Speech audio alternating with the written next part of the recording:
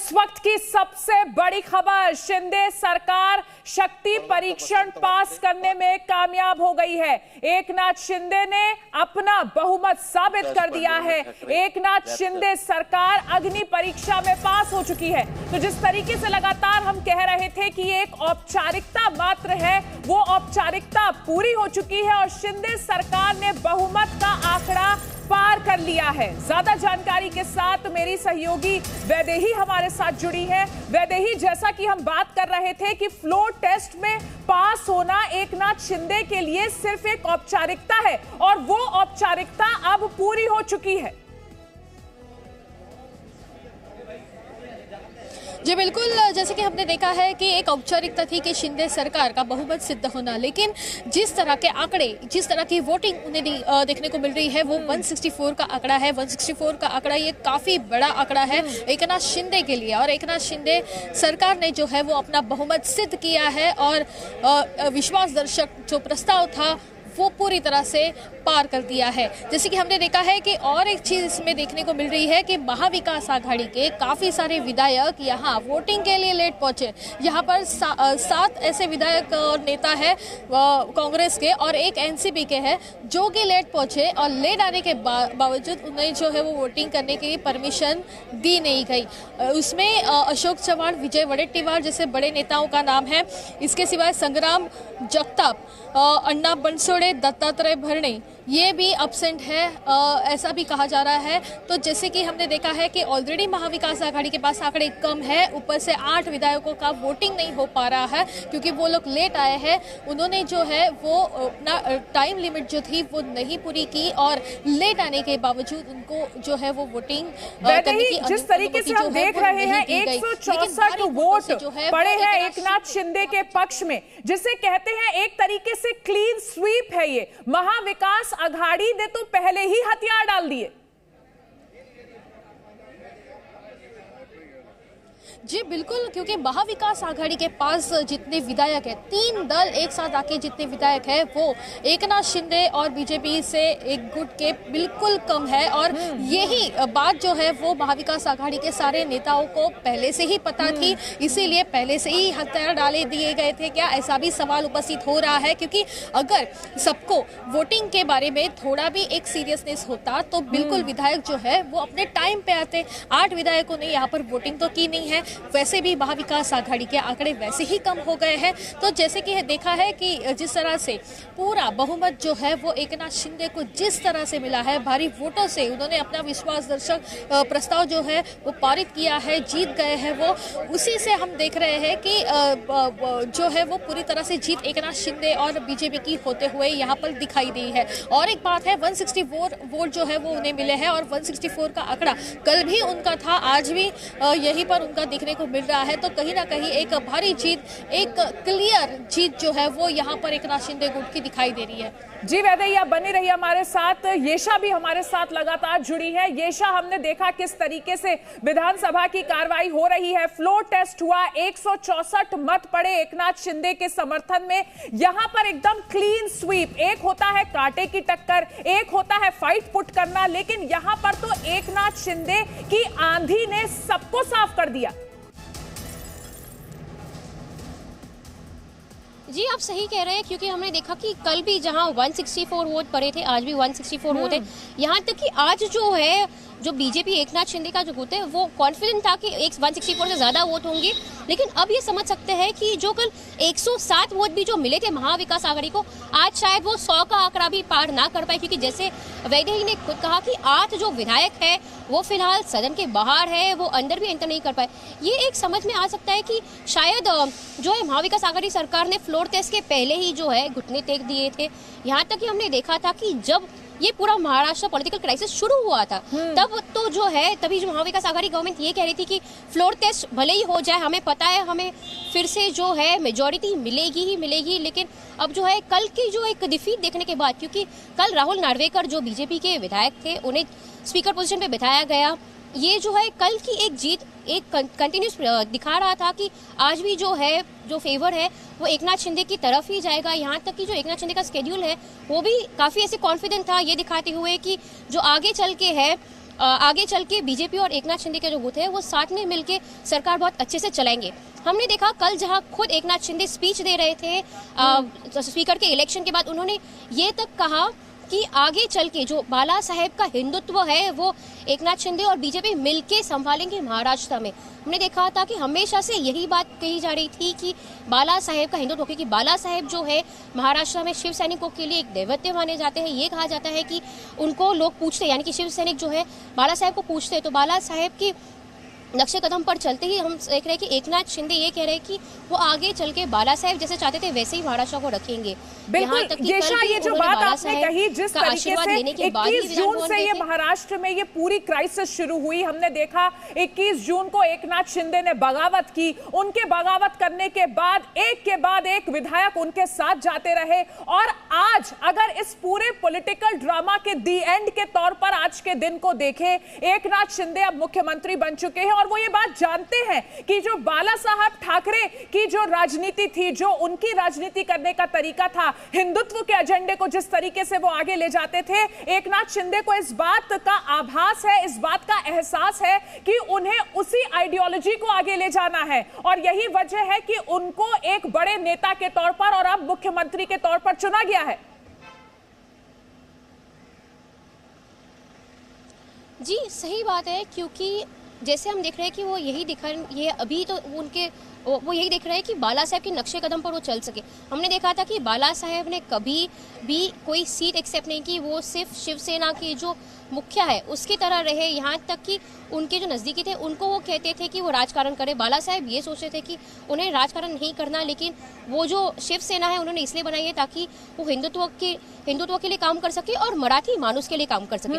अब इसमें ये समझना बहुत जरूरी हो जाता है कि मराठी मानुस का जो कार्य है वो बहुत इंपॉर्टेंट है महाराष्ट्र पॉलिटिक्स में स्पेशली, और जिसके चलते हमने ये देखा था कि जहाँ ये महाराष्ट्र पॉलिटिकल क्राइसिस भी चल रहा था, तभी जो अभिनंदनाचा प्रस्ताव ते शेवटी बोलतील ना, त्यांचं अभिनंदन आहे, त्याच्यामुळे ते शेवटी हुकम बोला बोला बोला बोला अध्यक्ष महोदय, या ठिकाणी शिवसेनेच्या वतीने व्हीप बजावला असताना नाही इन्फॉर्मेशन काय सांगा, ते माझ्या रेकॉर्डवर आहे, ते माझ्या रेकॉर्डवर आहे, तुम्ही इन्फॉर्मेशन काय ती सांगा, ते सगळं माझ्या रेकॉर्डवरती आहे, सभागृहाच्या पटलावर आहे, तुम्ही तुमची माहिती काय आहे तेवढी द्या। ही माहिती देणारी मी रेकॉर्डवरती आहे, मान्य मुख्यमंत्री।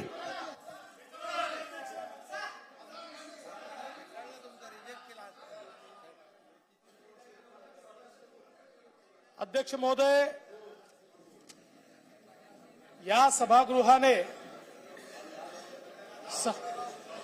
आता जात आहे, मगापासून जी सुट्टी तुम्ही मागत होता ती आता तुम्हाला आहे। या सभागृहाने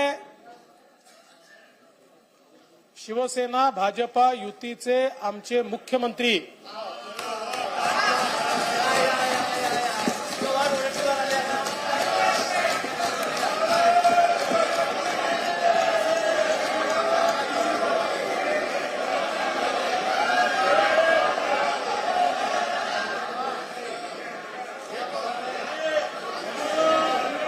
आमचे मुख्यमंत्री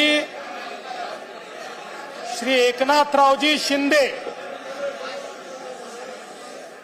यांच्यावर प्रचंड मोठा विश्वास व्यक्त केला, म्हणून मी माननीय एकनाथरावजी शिंदे यांचं मनापासून अभिनंदन करतो। या सभागृहात मैं एकनाथ शिंदे जी का आभार व्यक्त करता हूं और उन्हें बधाई देता हूं।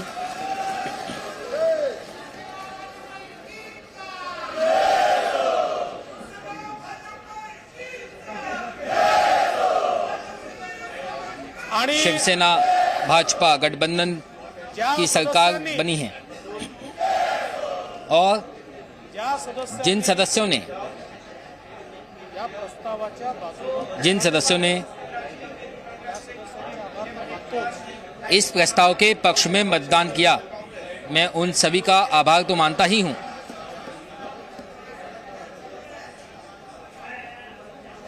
वडेट्टीवार साहेब, आभार तर मानू दे, असं काय चव्हाण साहेब, तुम्ही असं आभार तर मानले पाहिजे ना। वड़त्तीवार साहब, मुझे आभार तो मानने दीजिए, ऐसी क्या बात है? अप्रत्यक्षपणे जिन सदस्यों ने प्रस्ताव प्रचंड अप्रत्यक्ष रूप मताने से पारित व्हावा याकरता बाहेर राहून मदत केली, इस प्रस्ताव को बहुमत से पास होने के लिए बाहर रह करके जो मदद की, उसके लिए भी मैं धन्यवाद देना चाहता हूं। हातांचेही मी उन मनापासून अदृश्य आभार मानतो। विधायकों का भी खरं म्हणजे मैं अध्यक्ष महोदय, मनपूर्वक आभार व्यक्त करता हूं। सच कहें तो अध्यक्ष महोदय, एकनाथरावजी शिंदे एक कट्टर शिवसेना, मुख्यमंत्री एकनाथ शिंदे शिवसेना प्रमुख वंदनीय बाळासाहेब ठाकरे यांच्या जाज्वल्य विचारांचे पाईक असलेले आणि कर्मावर अढळ निष्ठा असलेले अशा प्रकारचं व्यक्तिमत्व म्हणजे एकनाथरावजी शिंदे आहेत. बाला साहेब ठाकरे की आस्था में कुशल गहरा संघटक विश्वास रखने वाले एकनाथ शिंदे हैं। त्याहीपेक्षा ते जनतेचे वो सेवक एक कुशल संगठक हैं,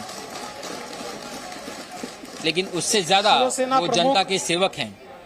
वंदनीय बाळासाहेब ठाकरे आणि धर्मवीर आनंद दिघे साहेब या दोघांच्या शिवसेना प्रभावामुळे प्रमुख बाला साहेब ठाकरे और धर्मवीर आनंद दिघे साहब, 80च्या दशकामध्ये इन साधारण दोनों के प्रभाव से 1980 मध्ये शिंदे साहेबांनी शिवसेनेमध्ये सक्रिय काम 80 के दशक में आणि एका साधा कार्यकर्ता शिंदे साहब ने शाखा शिवसेना प्रमुख में सक्रिय योगदान दिया पासनं तर और एक वेगवेगळ्या साधारण जबाबदाऱ्या कार्यकर्ता पार पडत शाखा प्रमुख के तौर पर आज शुरुआत की, राज्याचे मुख्यमंत्री अलग अलग म्हणून जिम्मेदारियां या निभाई ठिकाणी त्यांनी जबाबदारी सांभाळली और वहां से आज धर्मवीर आनंद दिघेंनी इन्होंने राज्य के 1984 मध्ये मुख्यमंत्री के तौर पर सफर तय किया है शिंदे और ये साहेबांची जिम्मेदारी अपने हाथों में ली। किसननगर शाखा प्रमुख म्हणून त्या ठिकाणी नियुक्ती केली आणि त्यानंतर दिघे साहेबांच्या नेतृत्वात सबसे पहले शिंदे साहब की शाखा प्रमुख के तौर पर नियुक्ति की गई थी त्यांनी सहभाग घेतला और तब से सातत्याने लेकर सामान्य उनके माणसाला नेतृत्व में न्याय कई सारे देण्याकरता आंदोलन त्या ठिकाणी की अगुवाई की गई ते आंदोलन और करायचे. सामान्य व्यक्ति को अनेक केसेस न्याय लागायच्या. देने के लिए अनेक वेळा वो ये कारागृहात आंदोलन जो जावं है लागायचं. आयोजित किया करते थे। बेल व्हायची. पुन्हा नव्याने कई बार उन्हें दिघे साहेबांनी आदेश दिला कानूनी कार्रवाई का सामना करना पड़ा, सर्वस्व कई बार सोडून जेल जाना, आणि आपल्या जीवाची पर्वा न करता जनसामान्यांच्या अपना सेवेमध्ये ते सब हजर कुछ असायचे. छोड़कर और अपनी जिंदगी की मग त्या काळामध्ये परवाह गरज ना लोकांना करते धान्य हुए उपलब्ध करून उन्होंने देण्याचा विषय अपने असेल, आप को संपूर्ण रूप से टंचाईच्या काळात जनता पाम की तेल सेवा उपलब्ध में करून देण्याचा झोंक विषय दिया। असेल.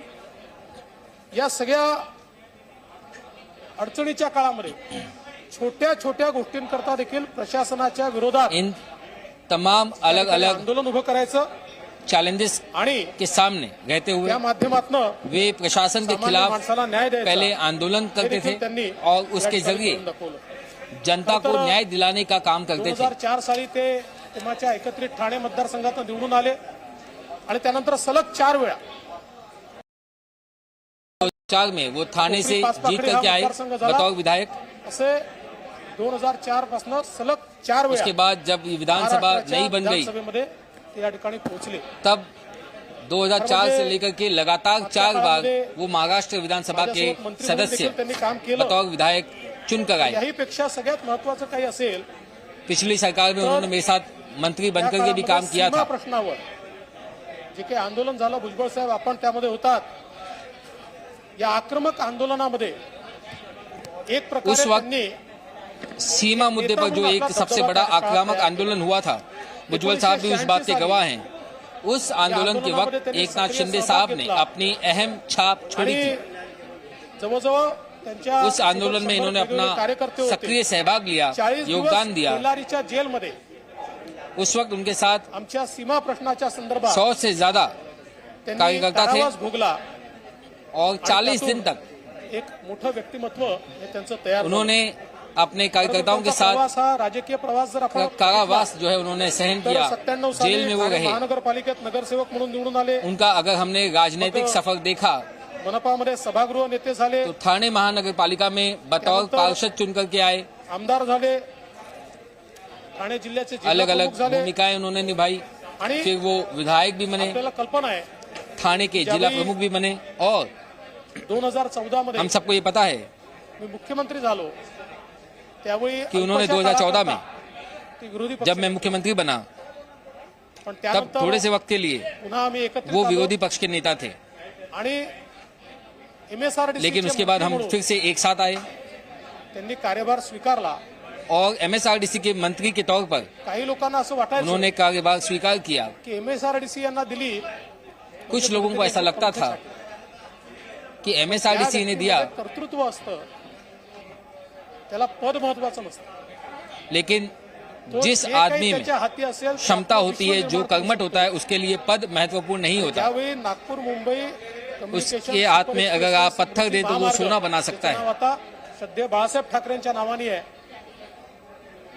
या महामार्गाचा ची संकल्पना समृद्धि सुपर एक्सप्रेस हाईवे, त्यांनी मांडली इस आणि त्यांना हाईवे आम्ही घेऊन की बसलो.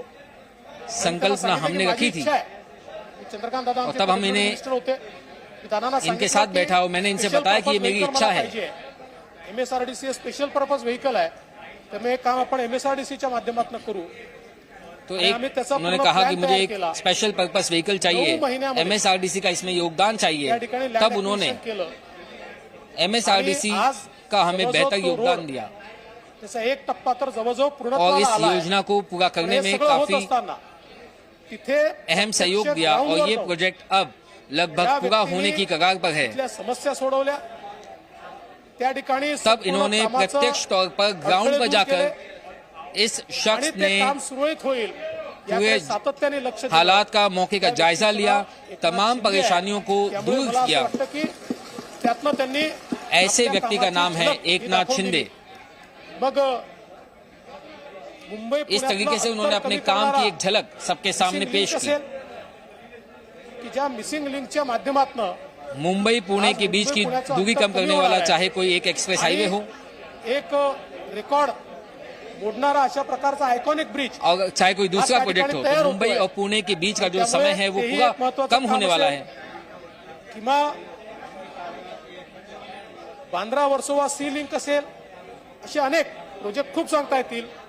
असे अनेक चाहे project बांद्रा अतिशय वर्सोवा चांगल्या प्रकारे सीलिंग का प्रोजेक्ट हो, जो बहुत ही त्या ठिकाणी जल्द त्यांनी execute पूरा केले. होने वाला है, काफी तेज गति से चल रहे हैं. त्यांना आरोग्य ऐसे खात्याची तमाम जबाबदारी देखील प्रोजेक्ट के मिळाली. लिए एकनाथ शिंदे जी आणि ने आरोग्य अहम मंत्री योगदान म्हणून दिया. देखील अतिशय उत्तम काम हे त्यांनी केलं. विशेषतः आरोग्य बतौर स्वास्थ्य मंत्री भी उन्होंने उत्तम काम किया, आणि त्या विषयाकरता क्योंकि आरोग्य स्वास्थ्य ये उनका बहुत ही चहेता, बहुत ही दिल के करीब वाला ये विषय है. सेवा पोहोचली पाहिजे. आरोग्य वो विभाग लगातार मिळाल्यानंतर फॉलोअप लेते रहते हैं और पायाला सामान्य उंगली व्यक्ति को किस तरीके से मदद जिल्ह्यामध्ये, पहुंचे इसको तालुक्याच्या लेकर के ठिकाणी वे निष्ठावान रहते हैं. छोट्याशा PHC पर्यंत स्वतः जाऊन हर जिले में, हर तालुका में, रिपोर्टिंग वर छोटी नहीं. छोटी जगह पर आम आदमी तक स्वतः कैसे त्या बुनियादी ठिकाणी सेवाएं जाऊन पहुंचे, उन तक कैसे त्यांनी आरोग्य स्वास्थ्य संबंधी अतिशय चांगल्या मदद प्रकारे पहुंचे, या व्यवस्था इसको उभ्या लेकर केल्या. वे हमेशा डॉक्टरांच्या नियुक्त्या फास्ट झाल्या पाहिजेत. बहुत ही अच्छे तरीके से सामान्य अपने काम माणसाला में जुटे न्याय रहते मिळाला हैं. पाहिजे.